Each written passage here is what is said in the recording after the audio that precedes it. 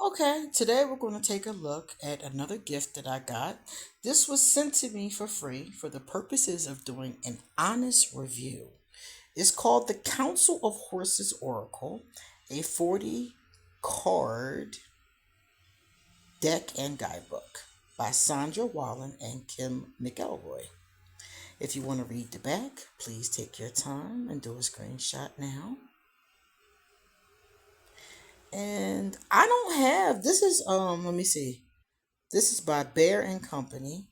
I'm going to put a link underneath it if you want to get a copy. It's $19.99 in the US. So if you want to get a copy, right underneath this, I'm going to put a link to where you can get a legitimate copy of this deck.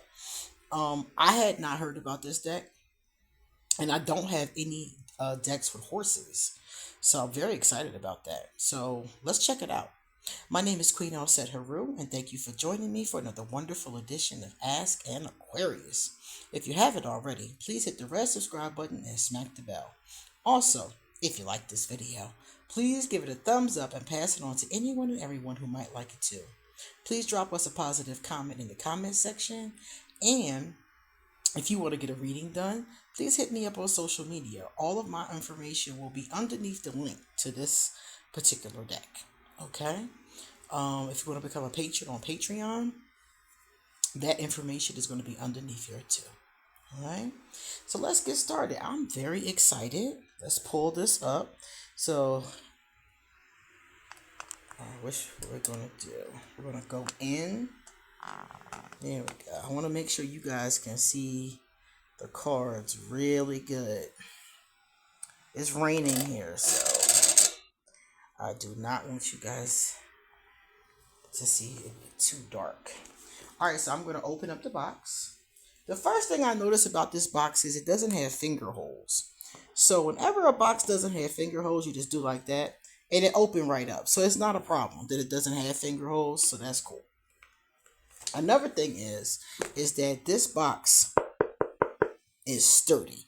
So this box will last the test of time, okay? Let's take a look really fast at the guidebook. Okay, look at that. That's a fat guidebook.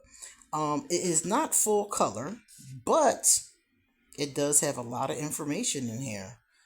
There's a message. There's a story. Okay.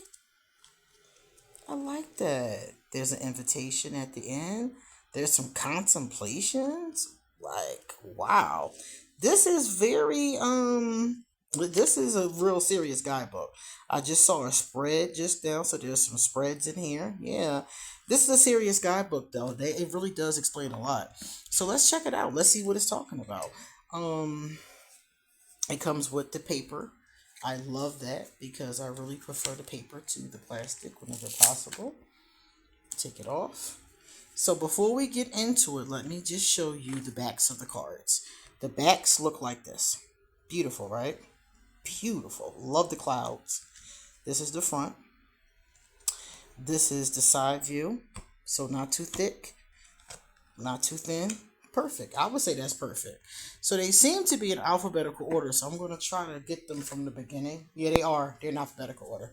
So I'm trying to move everything out the way so you don't get too much. There we go. Distractions. All right, let's go to the first one. I'm going to have to. Yeah, there we go. Because they're very much together.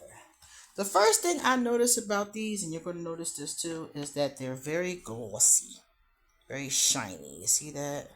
Look at that. Very shiny. It looks like, I can't tell, I could be right and I could be wrong. I think I'm right. It looks like each one has the name of the horse. And then underneath it, there's a meaning. So this horse is called A.M. Horror, and it's about lifting the veil. I'm not going to get any of their names right. so unless it's an easy name, I probably won't get it right.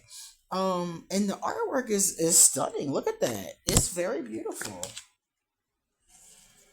Now check this out, right? Some of them are horizontal and some of them are vertical. So, oh, look at that. your soul's purpose. These seem very deep for horse cards. Honestly, I was expecting not that I mind though, but I was expecting the cards to be a little bit more, oh, happy day. you know, they seem to have much deeper meanings here. Um, they're beautiful artwork. The only thing I don't like about this deck so far is I really do not like the borders. The borders are large, as you can see around the edges, and they're very unnecessary. It would be kind of cool if the artwork was like stretched out to the edge of the cards. They could have even done a border, this maybe a smaller border. But that's the only thing about it that I would say, and I say that about every deck. I don't feel like decks require a border. In most cases. It doesn't take away points from the deck for me in any kind of way, but I would prefer if the deck didn't have it. Wow, look at that. They're beautiful. It looks like they're very, very, very, let me see. They're very basic. It's not like a complex picture or anything like that. This horse seems to be dreaming on a meadow, dreaming about something cosmic, it looks like. But yeah, they look very basic as far as the image is concerned. Easy to interpret, so that's cool. Yeah, I don't have any other problems with this. And the art, whoever drew these horses or painted these horses, I'm trying to see where they painted. Oh, that's nice. I don't know if they were painted or what, but I like it. I like the way it looks. They look very realistic. They look hyper realistic actually. They don't look, yeah, it looks like something you would honestly see if you went someplace that had horses. It just looks like this is what you would see if you went to, oh, look at that, a merry-go-round. This is a merry-go-round. I love merry-go-rounds, by the way. I think they're so cute. Um, Changing perspectives. I think that's cool. All right. Yeah, I do. I love it. It looks like, I don't know how they did the art, but the art is very well done. Oh, look at that. Oh, wow. And they're playing on a lot of mythology because I think that, if I'm not mistaken, that was from Greek mythology. So they're playing on mythology. They're going into dreams.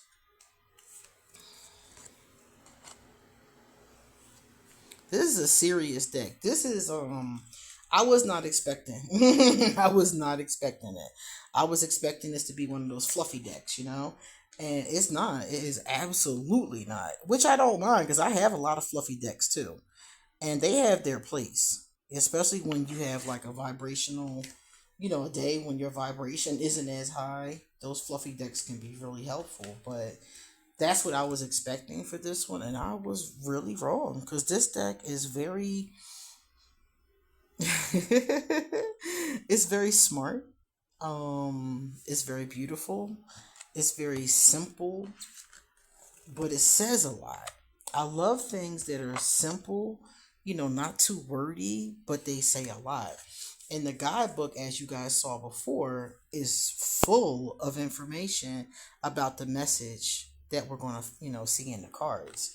When we're done, I will take one of my favorites and I will pull it up and see what it says about it in the guidebook and what story is there.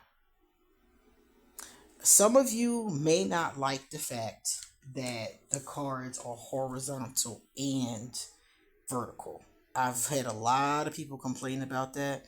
I showed another deck that did the same thing, and it doesn't bother me. I use them, I use them exactly the same way.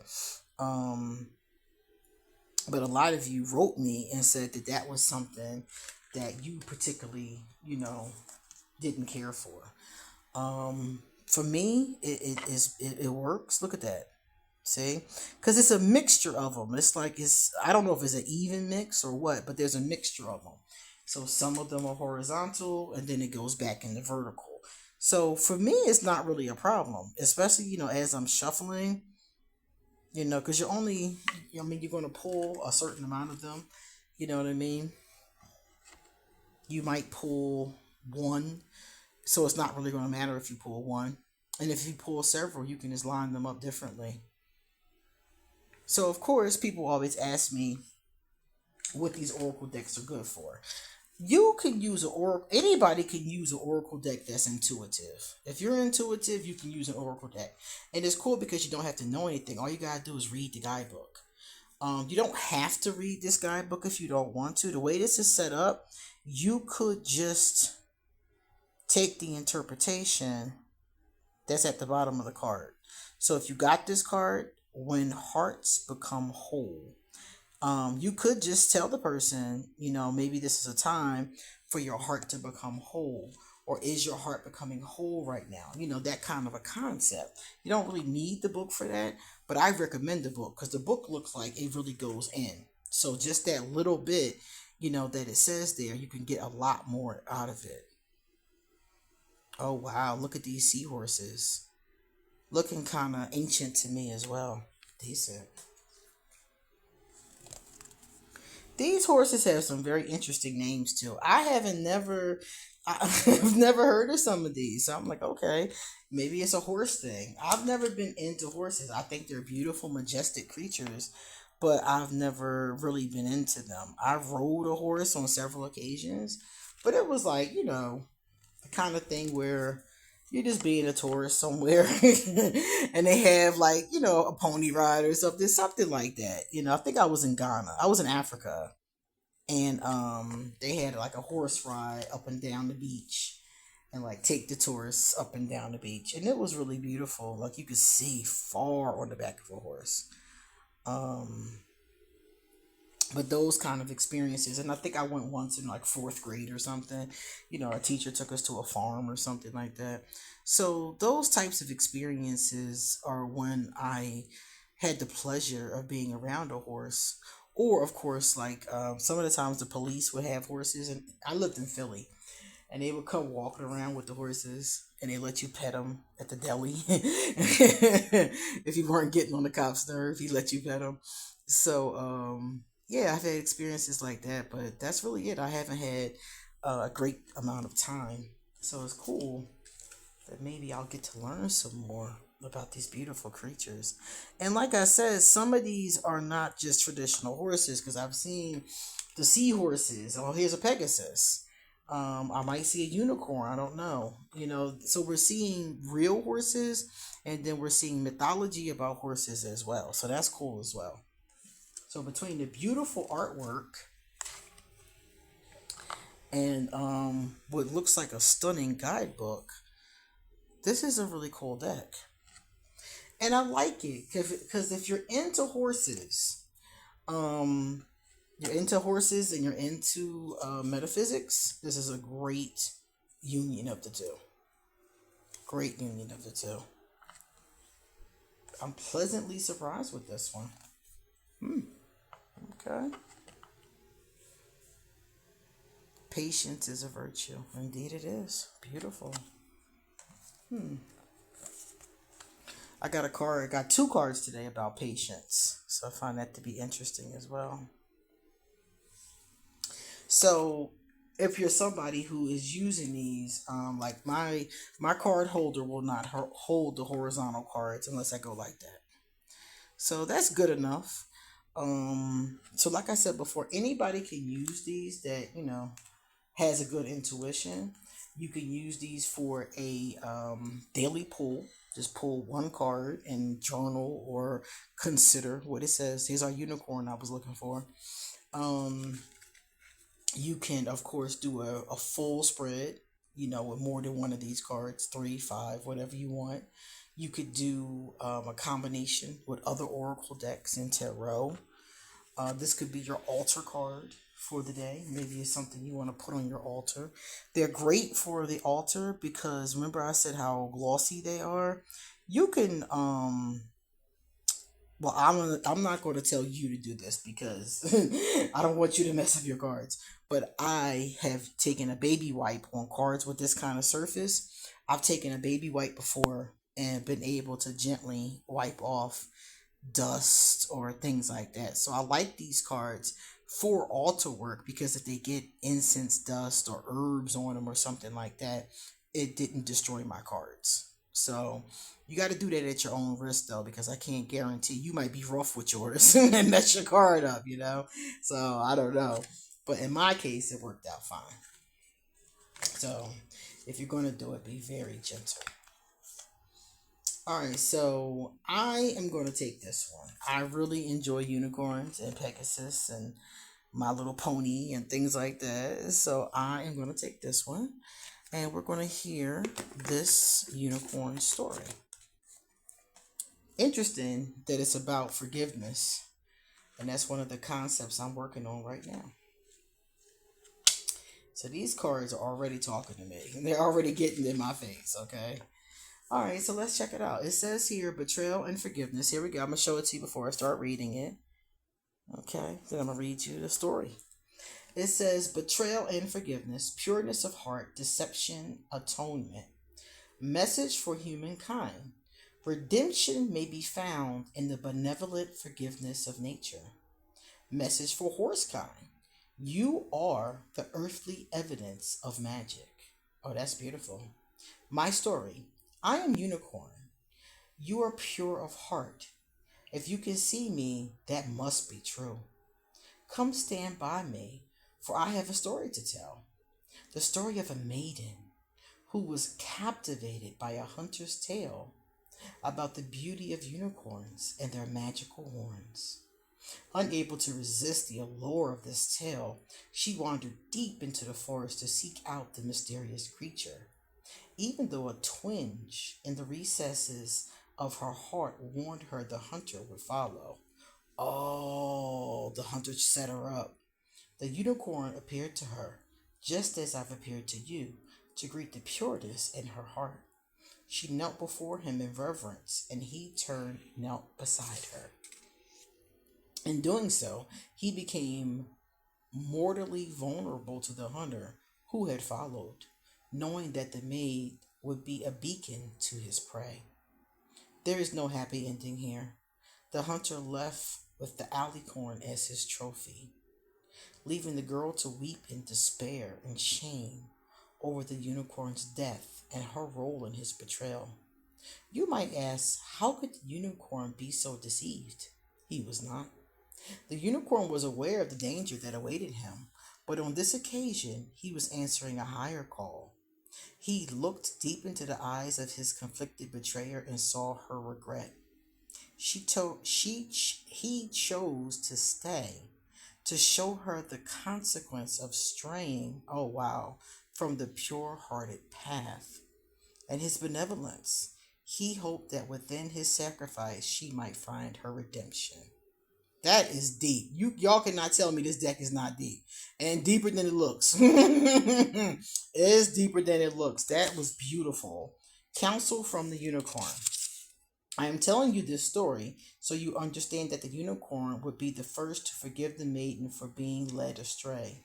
Sometimes returning to the path of the pure heart must be precipitated by doing must be precipitated by something so opposite and so dark that it forces you to come back into the light.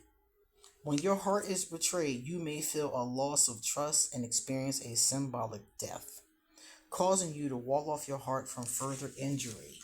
Your brave task is to forgive who or what needs to be forgiven, thus freeing and encouraging you to walk the way of the unicorn.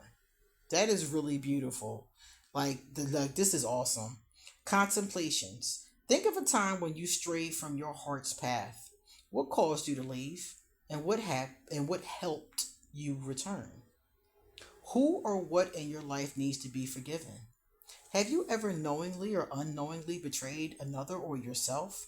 If so, what have you done to atone or make amends? Where or when was your innocence shattered? And what do you need to help it become whole? What sacrifices have you made for the well-being of others? So you could take those and use them for your journal entries. Remember I talked about how you could have a card of the day? You could have a card of the day and then take these contemplations and answer them in your journal. So this is a very beneficial deck. If you're going to do the journaling, you might want to just pull one card. And that's why I said you really do want to use the guidebook, because just using this card, we didn't get any of the richness that we were just offered. The last part says the invitation. Offer up a selfless gesture without the expectation of a return. These are phenomenal. Oh my goodness. I'm taking these with me on vacation too. I'm going on vacation and I'm just like, I gotta take these with me. So the beginning of this tells us how to use it. There's a bunch of spreads here. If you're going to do the journaling, I wouldn't recommend more than one or two cards because that's a lot of questions, unless you're just going to pick the questions you want to do. Um, which is, good too. You also could do one question a day, and there's a lot of different spreads in here, even a relationship spread you could do with these cards. So this is a phenomenal deck. I encourage people to take a look at it.